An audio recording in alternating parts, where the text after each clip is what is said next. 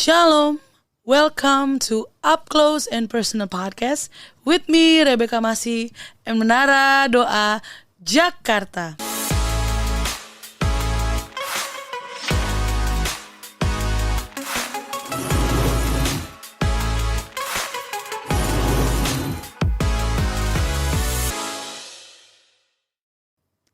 Kerajaan Allah, Kingdom of God. Apa sih kerajaan Allah itu? Bagaimana kerajaan Allah itu? Karena kita hidup dengan pemerintahan republik, bukan kerajaan ya, seperti di Inggris, Belanda, atau negara-negara dengan kerajaan. Ada raja, ada ratu. Jadi kita berpikir kalau kerajaan Allah adalah hal yang absurd, gak nyata, abstrak gitu ya. Dalam Roma 14 ayat 17 dikatakan, sebab kerajaan Allah bukanlah soal makanan dan minuman, tetapi soal kebenaran, damai sejahtera, dan sukacita oleh Roh Kudus. Masih bersama dengan Ibu Elka Wijanarko. Shalom Ibu. Shalom Beka. Shalom semuanya. Jadi kerajaan Allah itu ada, Bu? Kayak jawab pertanyaan kepada anak sekolah gitu. Ada dong. Kalau tidak ada, kita tidak ada di sini semuanya. Karena semuanya berasal daripada kerajaan Allah itu sendiri. Ya, sejak awal manusia diciptakan itu adalah kerajaan. Ya. Dan bukan sesuatu yang ya karena tidak bisa dilihat, tidak bisa kelihatan, berarti itu nggak ada. Kayak fairy tale begitu ya, tidak ya. Tapi itu justru sesuatu yang nyata, yang real. Ya. Pertama kali manusia Adam dan Hawa diciptakan, itulah karena Tuhan Allah Bapa mau membuat kerajaannya yang di surga, yang tidak kelihatan itu untuk bisa kelihatan. Dan dia harus butuh ada wakil-wakilnya, yaitu manusia diciptakan serupa dengan gambarnya. Nah ini penting, itulah dasarnya di situ. Dikatakan di Kejadian 1 ayat 20, mari kita menciptakan manusia serupa dengan gambar kita. Artinya dia mengkoloni kerajaan surga ada di bumi. Dan rajanya itu bukan ambil buat yang lain, tapi yang persis sama dia. Nah itu supaya kerajaannya itu terjadi, terlaksana, datang di bumi, ada di bumi. Itu Beka. Kerajaan Allah ada di bumi, di mana? Di dalam manusia yang dia ciptakan. Memang bentuknya tidak fisik, istana yang besar gitu ya Bu. Nah itulah istana, bumi yang diciptakan semua itu istananya. Itulah istananya. Itu sudah disediakan sebelum manusia itu sebagai raja huruf kecil. Itu semua istana ini sudah dibuat oleh Tuhan Allah Bapa. Pasti dia akan menyediakan tempatnya. Nah itulah bumi ini adalah daerah kerajaan di bumi. Kerajaan itu yaitu lokasi, daerah kekuasaan. Kalau kerajaan surga itu daerah kekuasaan, tempat menunjukkan tempatnya itu ada di surga. Kerajaan Allah menunjukkan bahwa kerajaan itu adalah milik daripada Allah. Yang mana menunjukkan bahwa rajanya adalah Allah Bapa. Demikian. Jadi kerajaan sudah ada di bumi. Kerajaan Allah sudah ada di bumi, yaitu ketika di Kejadian 1 itu semua diciptakan manusia. Sudah ada semua tempat kerajaannya sudah ada. Dan itu sama seperti di surga. Kadang kalau aku ngomong soal kerajaan gitu, bagaimana kita dengan teman-teman gitu ya, bagaimana kita hidup kan, karena kita ada di sini hanya sementara ya Bu ya, di dunia ini gitu ya, dan kita dibilangnya adalah duta-duta kerajaan Allah gitu. Karena kadang kalau ngomong gitu ya, kayak ngomong sharing apa segala macam, kadang masih suka apaan sih kayak gitu ya Bu ya, masih suka. Iya itu mah kerajaan surga, kerajaan Allah itu nanti, maksudnya nggak sekarang. Ntar nih kalau kita udah mati, nah buka mata, wah sudah ada di kerajaan surga. Ntar atau enggak nanti pas Tuhan Yesus udah datang ke dunia, yang kedua kali baru ada kerajaan surga. Kalau sekarang mah ya ntar gitu, nggak sekarang gitu. Nah itu gimana tuh ya Bu? Ya kalau konsepnya seperti itu nanti nggak akan dapat juga, nggak akan melihat juga seperti itu ya. Tetapi tidak demikian Beka. Sebetulnya desain awal daripada kerajaan surga ketika Allah Bapa menciptakan bumi manusia itu semua, kita tidak dikehendakinya untuk sementara, adalah untuk kekal, karena sama dengan dia. Yang kerajaan itu kekal. Tetapi akibat jatuh dalam dosa, sehingga bumi ini bukan menjadi tempat kita sementara, dalam arti kita tidak bisa selamanya di bumi ini, karena bumi ini sudah terkontaminasi dengan iblis. Oleh karena itu kita harus melakukan suatu transit, ya, yaitu masuk kembali ke dalam kerajaan surga. Sehingga nanti setelah bumi ini sudah tidak ada iblis, sudah dibinasakan oleh Tuhan Yesus Kristus, dan bumi ini sudah menjadi baru, langit baru, bumi baru. Nah, kembali kita tuh semua akan memerintah di bumi seperti itu. Jadi bumi ini tetap sebetulnya adalah desain awal, dan itu tidak berubah.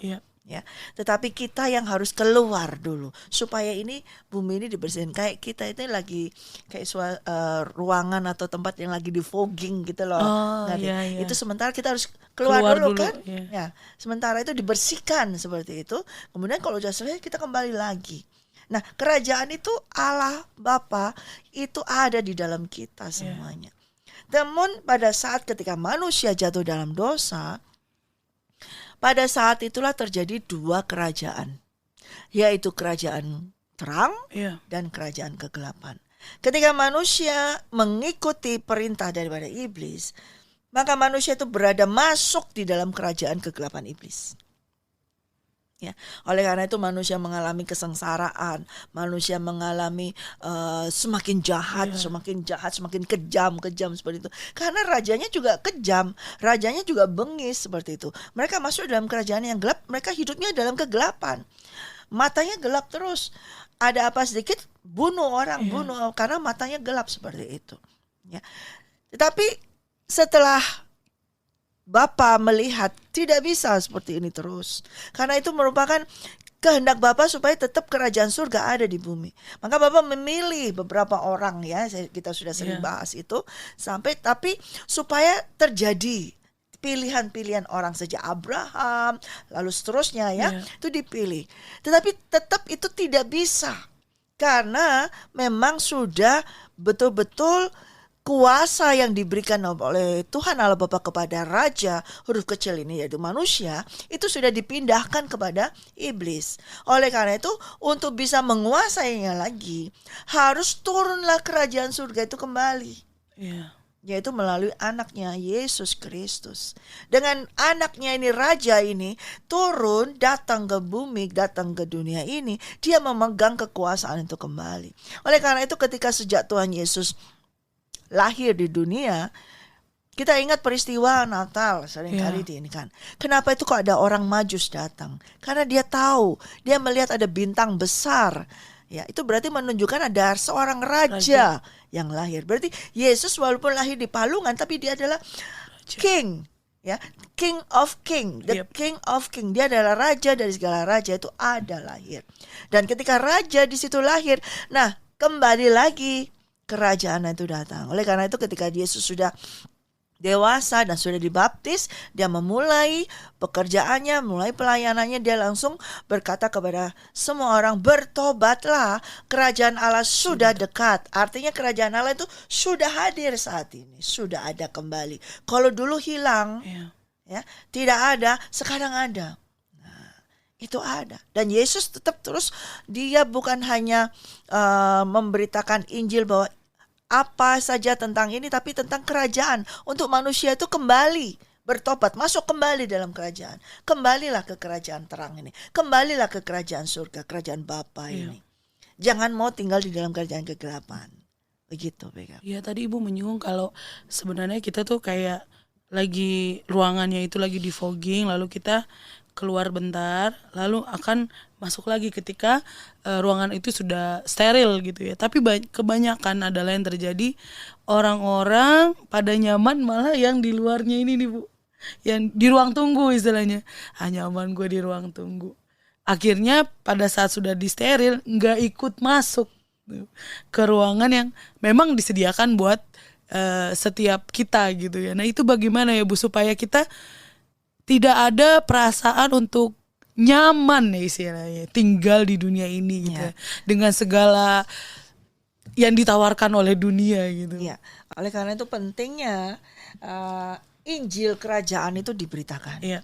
Ya, maka Yesus memberitakan bukan hanya tentang kelahiran Yesus, memberitakan Dia sebagai Tuhan dan Juru Selamat yang menyelamatkan kamu dari dosa, kemudian yang menyembuhkan kamu, tapi Injil kerajaan Allah sepenuhnya itu harus diberitakan. Karena kalau tidak, maka orang tidak akan mengerti. Dan seperti tadi BK katakan bahwa memang karena kita hidup di dalam pemerintahan yang bukan berdasarkan kerajaan, dan actually di seluruh dunia ini tidak ada kerajaan yang full ya, yang full banget seperti kerajaan Allah, sistemnya tidak ada ya. Yang ada itu semi ya, semi aja gitu. Artinya ada rajanya tapi mereka tidak berkuasa. Ya, yang menjalankan pemerintahan yaitu parlementernya sendiri seperti itu. Nah, tetapi tidak demikian dari kerajaan Allah. Betul-betul sah, betul-betul absolut, betul-betul kerajaan, the real one, kerajaan yang sesungguhnya. Nah, untuk ini perlu suatu pengajaran kembali.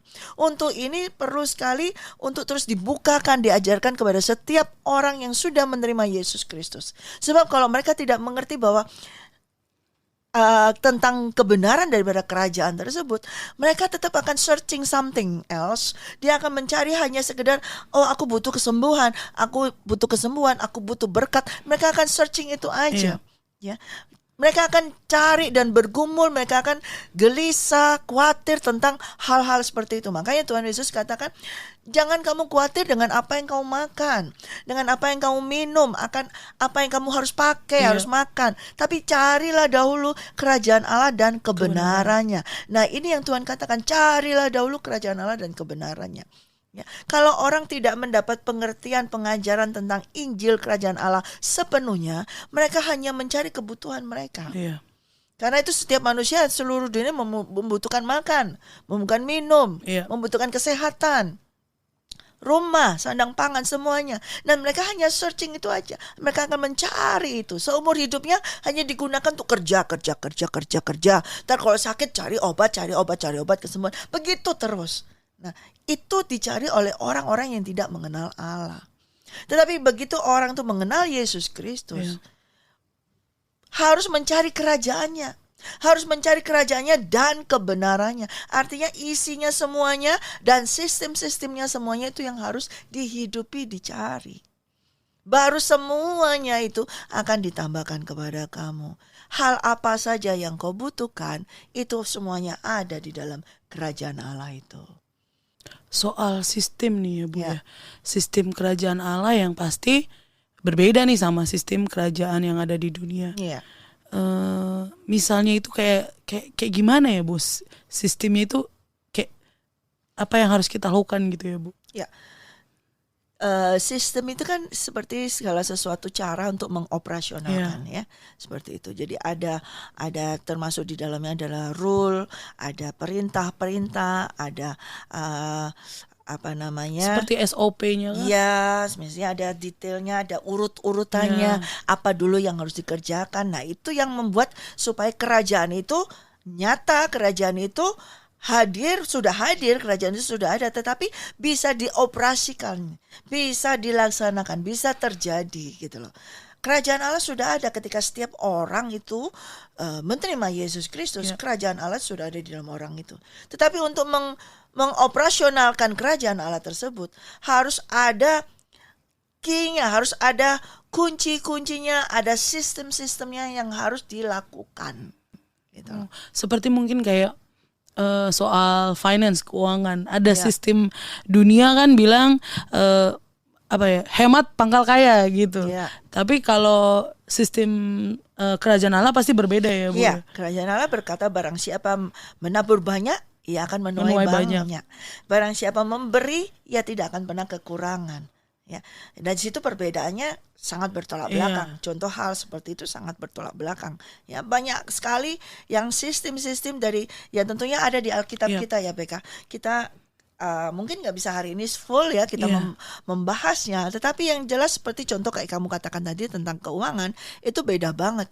Kalau sistem kerajaan dunia simpan, kumpul, timbun gitu ya. Tetapi kerajaan surga tidak. Adalah sistemnya adalah menabur, menuai, menabur, menuai.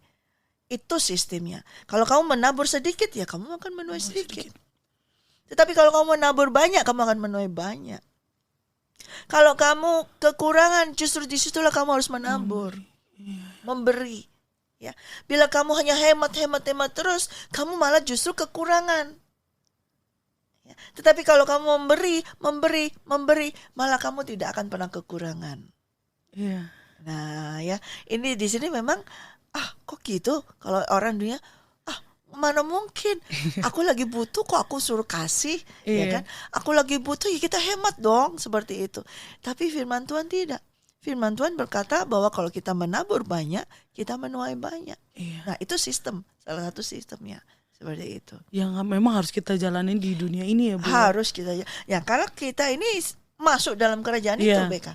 Kecuali kalau seseorang itu tidak masuk dalam kerajaan Allah, ya tentunya mereka nggak perlu pakai sistem tersebut. Nggak ada kewajiban untuk melakukan hal tersebut. Nggak ada. Gitu ya. Tapi kalau kamu adalah masuk dalam kerajaan Allah, kamu menerima Yesus Kristus, berarti kamu jangan hanya menerima Yesus, kamu harus ikuti sistemnya semuanya. Harus masuk dalam kerajaan Allah. Itu supaya apa? Hal kerajaan Allah semuanya yang dikatakan, carilah dahulu kerajaan Allah dan kebenarannya, maka semuanya itu, all things, semuanya itu akan ditambahkan kepada kamu. Akan terjadi itu kalau kamu mencari dan mengikuti sistem-sistem dari kerajaan Allah tersebut. Aku kepikirannya ya ketika carilah kerajaan Allah dan semuanya tuh mikirnya kayak duit, harta gitu ya. Wah, enak nih kalau misalnya udah ketemu kerajaan Allah. Wah, enak lah gitu hidupnya. Tapi apakah tidak seperti itu ya, Bu? Tidak seperti itu langsung seperti itu. Tentu yang dikatakan segalanya, semuanya itu akan ditambahkan kepadamu, itu lebih dari soal uang. Iya. Salah satunya mungkin ada di situ, tapi uang itu tidak membuat orang itu bisa hidup. Ya, orang butuh uang, tapi dengan uang itu belum tentu orang itu hidup, ya kan? Ya, tetapi dengan kerajaan Allah, di mana ada Roh Allah, ya, yaitu bicara tentang kebenaran, yaitu Roh Allah, dan kebenarannya adalah Raja itu sendiri, yaitu Rajanya yang terpenting ini, yaitu Yesus Kristus. Nah, itulah yang memberikan kehidupan kepada kita. Karena dia adalah akulah jalan, kebenaran, dan hidup. Jadi kalau melalui Yesus, lewat Yesus, hidup di dalam Yesus, kita ada kehidupan tersebut. Nah, kehidupan ini kan lebih dari soal uang, ya, lebih dari soal makanan, lebih dari soal minuman, lebih dari soal pakaian.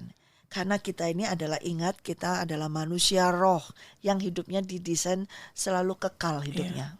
Sesuai dengan image daripada Tuhan Allah Bapa. Kekal. Mau mati kekal atau hidup kekal. Ya, itu hidupnya kekal, tidak bisa diubah. Sekalipun harus melalui, misalnya ada lewat kematian.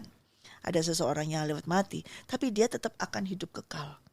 Ya, kalau dia mati dan di dalam kematian itu dia hidup di dalam Yesus Kristus, maka dia memiliki kehidupan yang kekal tersebut. Tetapi selama dia hidup, dia tidak masuk dalam kerajaan Allah, dia hidup di dalam kerajaan dunia, tentunya dia akan hidup dan mati dalam keadaan mati kekal, yaitu bersama dengan iblis. Yang raja kegelapan dunia tersebut, ya, seperti itu. Iya, Bu. Dan Ibu selalu menyinggung soal kingdom culture. Budaya kerajaan surga. Masih banyak gitu ya orang yang tidak menyadari akan hal ini. Kadang suka ketawa gitu ya kalau aku menyebut budaya kerajaan Allah, apaan sih ya gitu-gitu gitu kan. Secara sebagian, mungkin bagi sebagian orang masih menganggap kalau kerajaan Allah adalah hal yang tadi aku bilang masih tidak nyata gitu. Nah, apakah sepenting itu, Bu, budaya kerajaan Allah buat kita lakukan di dunia ini? Is that really important untuk kita melakukan hal tersebut, atau ya udah, atau gimana ya, Bu ya? Karena kayak kan banyak banget nih budaya. Indonesia juga punya budayanya sendiri segala macam, dan Allah juga punya kebudayaannya sendiri, kingdom culture itu. Penting banget nggak sih, Bu, kalau kita untuk ngelakuin hal itu? As long as kita masih hidup di dunia ini. Harus. Dan itu sangat penting. Karena itu menunjukkan kamu adalah hidup di dalam kerajaan mana. Kalau kamu dalam hidup ini, kamu mengikuti dunia juga punya budaya. Dunia juga punya culture. Makanya ada muncul kan culture dunia ini yang lagi viral segala itu ya. Bahwa mereka dengan culture-nya mereka adalah freedom. Ya, free. Ya, kemudian orang tuh harus bebas, boleh menentukan jenis kelaminnya. Itu menurut mereka itu culture-nya dunia. Nah, kalau kamu hidup seperti itu berarti menunjukkan bahwa kamu hidup dalam kerajaan dunia dan kamu adalah kerajaan dunia tersebut. Dan bila kita mengikuti budaya kerajaan surga yang sesuai dengan firman Tuhan ini, itu menunjukkan bahwa kita ini adalah orang-orang kerajaan surga. Kita adalah warga negara kerajaan surga dan bahkan kita raja huruf kecil, raja-raja daripada kerajaan surga tersebut. Kita bukan hanya menjadi warga negara dikehendakinya. Kepada kita seharusnya Tuhan Allah Bapa mengendaki kita ini juga memerintah sama dengan Dia, memiliki kuasa itu sejak awal diciptakan. Ya. Dan kalau kita sebagai raja huruf kecil tidak melakukan, tidak menghidupi, tidak memakai budaya kerajaan surga, lalu kita dari kerajaan mana? Iya sih, kalau kita bilang kita, oh aku anak Tuhan, tapi budaya hidup kita bukan budayanya yang dipakai surga. Bukan budaya kerajaan Tuhan Allah Bapa, budaya dunia. Seperti saya dulu, ya. Saya dulu walaupun aku anak Tuhan, aku melayani Tuhan. Aku sudah dibaptis semuanya. Tetapi ternyata di dalam kehidupan saya itu kan ada budaya, culture. Tingkah laku itu kan budaya. Ya, tingkah laku saya tidak menunjukkan saya sebagai anak-anak kerajaan surga. Tidak menunjukkan saya adalah orang-orang kerajaan surga. Di mana saya setiap hari merokok, ngafe, ke klub semalam sampai pagi. Kehidupan kayak gitu bagaimana bisa diidentifikasikan bahwa saya adalah kerajaan surga, kerajaan Allah? Masa ada seperti itu? Tidak ada. Ya. Nah, itu saya hidup walaupun saya sudah pernah saya menerima baptisan roh segala macam, tapi saya masih menghidupi budaya dunia. Ya, sebelum tahun 2001 ya. Itu kehidupan saya seperti itu. Jadi saya memiliki dua budaya dan banyak-banyaknya sih budaya dunia yang saya kerjakan. Budaya Tuhan nggak ada yang saya kerjakan. Paling-paling makan, berdoa. Itu budayanya saya lakukan supaya kelihatan, oh kita ini orang Kristen gitu loh ya. Makan, berdoa dok. Siapa yang berdoa? Ya, tapi setelah itu habis makan ngerokok. Ya kan? Budaya mana? Jadi nggak sesuai. Itu kehidupan saya sebelum tahun 2001 seperti itu, Beka. Dan itu sama sekali tidak menyenangkan kerajaan surga, tidak menyenangkan raja saya. Ya. Tapi bagi saya juga kehidupan saya dulu juga tidak menyenangkan sebetulnya. Cuman pada saat itu saya merasa happy, I'm happy kayak gitu, tapi sebetulnya sangat sengsara.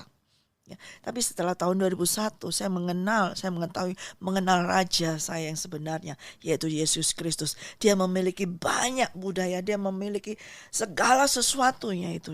Saya diajar oleh Roh Kudus untuk kembali mengikuti budayanya. Ya. Mulai dari cara berpikir, dari tutur kata, dari bertindak, hal-hal apa yang ini bukan budaya kerajaan surga, saya hilangkan semua, saya berhentikan semuanya. Seperti itu.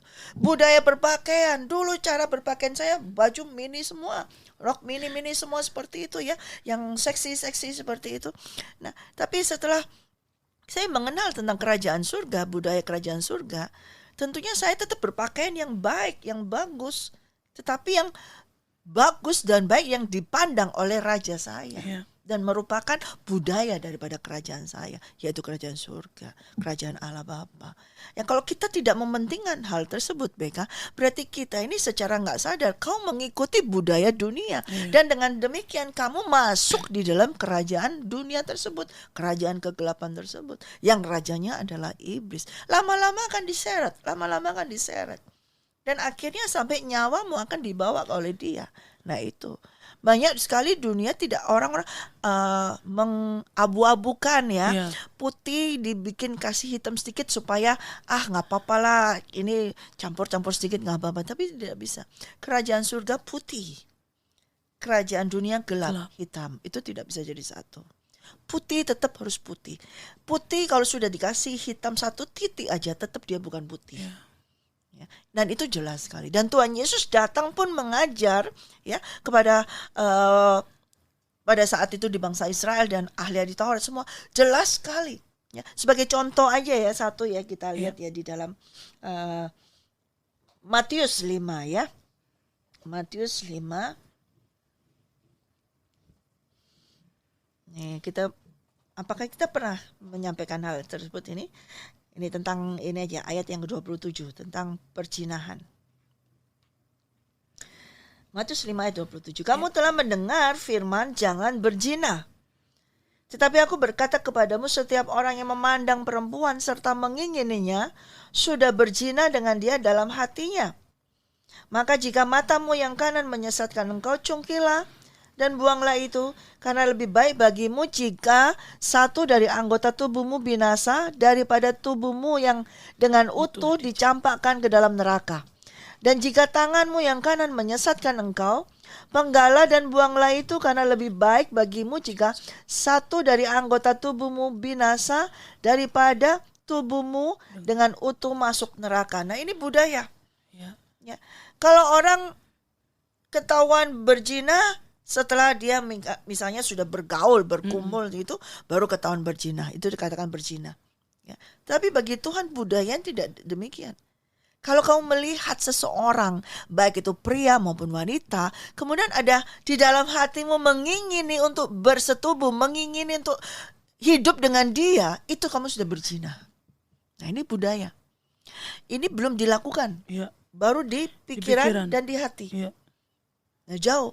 Kalau budaya dunia, hukum berzina mungkin sudah biasa. Iya. Caught in the act ya, lagi melakukan. Apalagi sekarang. Gitu. Ya, itu ketahuan baru diusut, baru dilakukan tindakan seperti itu. Tapi banyak juga orang yang melakukan, nggak apa-apa, udah biasa. Apalagi culture dunia sudah merupakan kalau berzina itu biasa, nggak ada masalah. Semua melakukan seperti itu. Semua orang. Perselingkuhan semua itu biasa begitu kamu lakukan itu.